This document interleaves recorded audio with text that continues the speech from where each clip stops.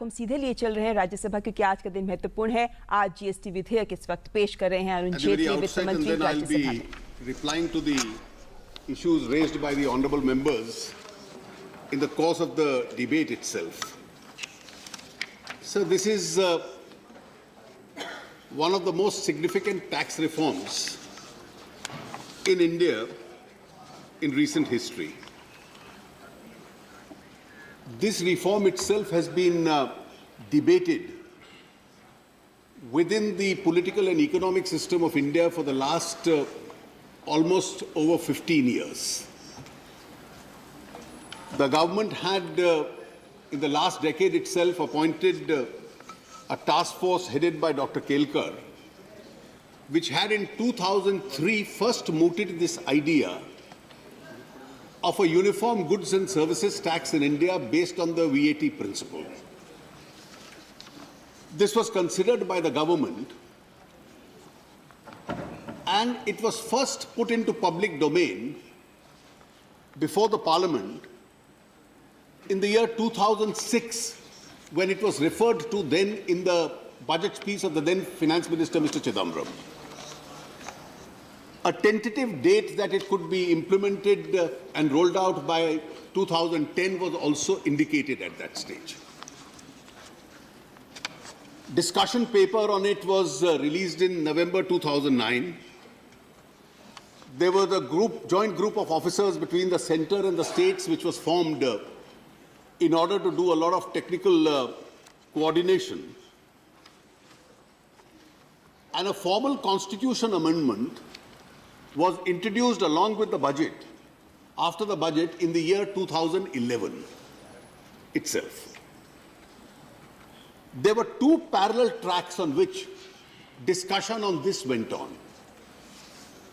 The first was that the government had created an empowered committee of state finance ministers which considered the draft, which was also interacting with the union government. And this empowered committee of the state finance ministers from time to time had been suggesting several changes as far as the goods and services tax proposals were concerned. Simultaneously, this had also been referred to the standing committee of the Ministry of Finance, which in August 2013 submitted a report. The report was also sent to the empowered committee. And again in November 2013, some suggestions were made by the empowered committee, which were duly incorporated by the government at that time.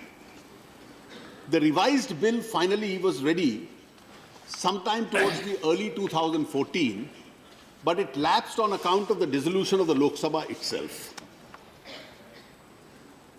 In December 2014, after the change of government, the cabinet again approved the amendments. This was preceded by a series of discussions between the government and the members of the empowered committee. And if I may recollect here, that one of the contentious issues was to bring on board several states which had reservations. Now, reservations were broadly of two categories. Some states felt that the power to impose tax within the state for subjects in the state list was within their domain, and therefore it was their exclusive jurisdiction. Some manufacturing states felt that since this was intended to be based on the destination principle, the consuming states would benefit more and hence there would be a loss suffered by the manufacturing states themselves. And they wanted an adequate mechanism for their own compensation. Now, most of the states were brought on board, and the December 2014 amendments were on basis of that consensus which had been reached at that stage. That bill approved by the empowered committee was approved by the Lok Sabha in 2015. When it came before this Honourable House, it was then referred to a select committee. The select committee made certain suggestions, some of which have been incorporated. And thereafter, the government considered it absolutely necessary to build a larger consensus.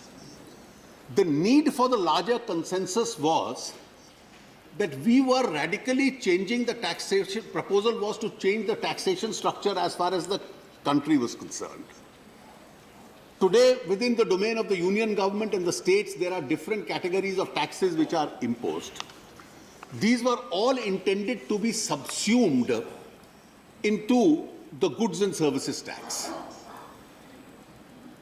Now, for those who felt that this was surrendering their sovereignty, this was in fact pooling in of sovereignty of the states and the centre so that we could have a system which was a far better and a more modern, conducive system which would help the assessees, which would raise larger revenues and eventually give a boost to the Indian economy itself. The merits of the system itself are that it would convert India into one uniform economic market with a uniform tax rate, bring about a seamless transfer of goods and services across the country, enable us to check evasion and therefore enlarge the revenues as far as the centre and the states are concerned. This would also be equitable in as much as the consuming states would also be benefited as far as their economy is concerned.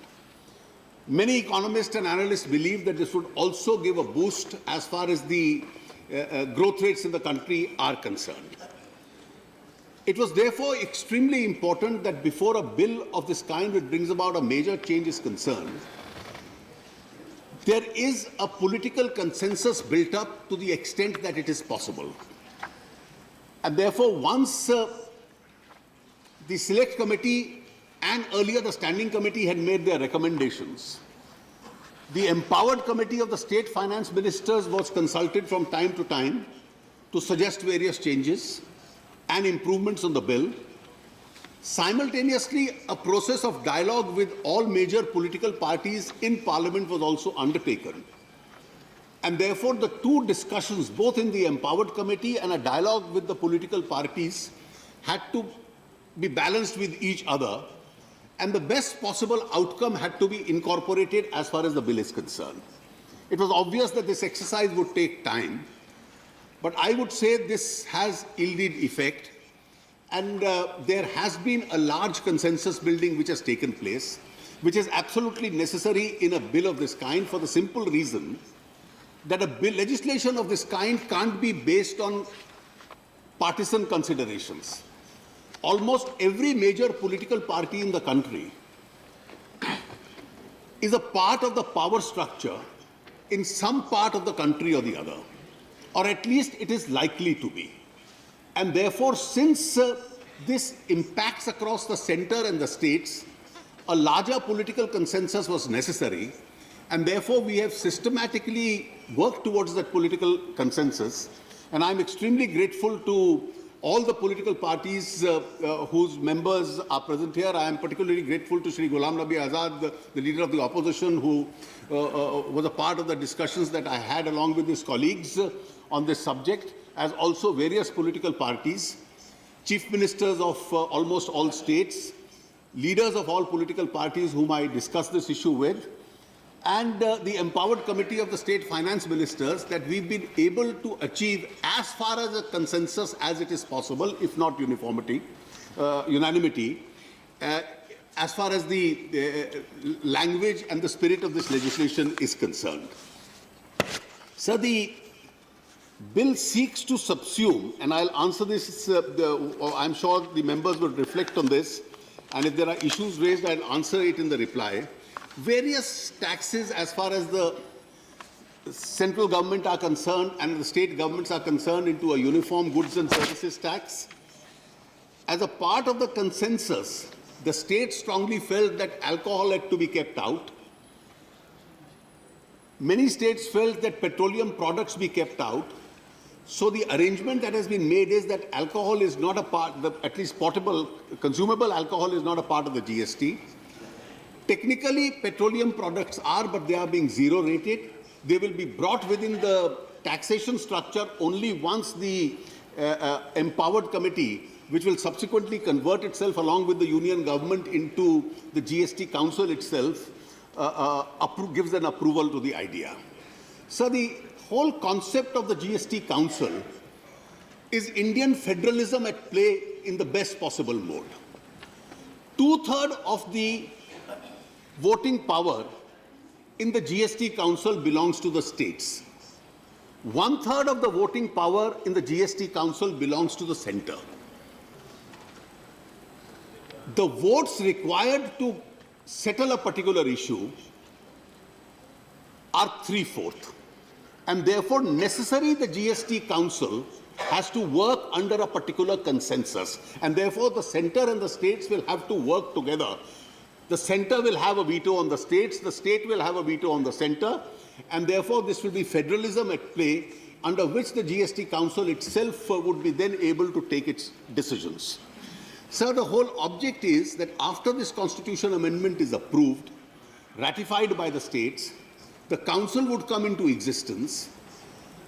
Subsequently, 3 enabling laws, 2 by the central parliament and 1 by the state legislatures, would have to be passed. The 2 central laws would be in relation to the central GST and the interstate GST. The state legislation would be with regard to the state GST. Needless to say, the Council itself would discuss the drafts of those laws. Various modalities, including what would be the taxation structures, would then be discussed with the Council. The operational modes, so that there is no overlapping left as far as the functioning of the GST is concerned, and that can be smoothened out, would all be areas which will then have to be smoothened out. And hopefully, once the Council approves those legislations would be brought before this Honourable House. Parallelly, the IT backbone, which is required to support the GST network, is also being prepared. It's at reasonably advanced stages. And once these proposals are carried, we'll be able to put this in actual action as soon as these we can pass these legislations, and the IT infrastructure for that is necessary. I hope this is done as quickly as we can. I am sure the enactment of the GST, as I've said earlier, will bring about the best as far as the economic management of this country is concerned in its federal forms. It will empower the states. It will increase the revenue of the states as also of the central government. It will try and dissuade, discourage, and bring down levels of evasion. It would ensure that there is no tax on tax. So the cascading effect of taxes in the value of goods itself is no longer there. And that could even make some of the products cost less. It would certainly give a boost as far as the economy is concerned, which is required at this very critical stage. And I'm sure as we discuss this, a large number of issues will come out as to what the eventual GST rate would be. Some suggestions were made to that effect. There were some suggestions made by my learned colleagues in the opposition with regard to 1% additional tax on interstate trade, which there was an alternate view that it was felt that it would have a cascading effect and would go contrary to the destination principle. The leader of opposition, along with his colleagues, had made that point. We have accepted their viewpoint. There was a suggestion with regard to the rephrasing of the dispute redressal mechanism, that if there is a dispute, how the disputes are to be resolved. And we have all agreed that disputes would be resolved in the GST Council itself. And if the Council can't resolve the disputes, then the Council would refer the matter to an adequate dispute redressal mechanism that the Council itself would set up. So that authority also has been vested into the Council. With regard to the rate, it is the rate which is in the domain of the GST Council. But at the last meeting of the Empowered Committee, which reflects what possibly could be the intention of the GST Council, the Empowered Committee had suggested certain guiding principles for itself. And one of the 2 guiding principles were that the rate of the taxation as it is leviable today, with the implementation of the GST, will gradually come down from its present level so that it is more citizen-friendly. So that's the first step that they had suggested. The second was that the taxation should be adequate enough to maintain the present levels of taxation and to make sure that the central and the state governments are able to discharge their duties and obligations to the fullest with the amounts that they collect. Now, this is the guiding principle which the empowered committee, that is the intention of the state governments that they have set for themselves. With these few observations, sir, I commend the bill to this Honourable House for its acceptance. When issues are raised in the course of the discussion, I'll respond to them towards the end, sir. Okay. Thank you, Honourable Finance Minister. Thank you. Now, Sri P.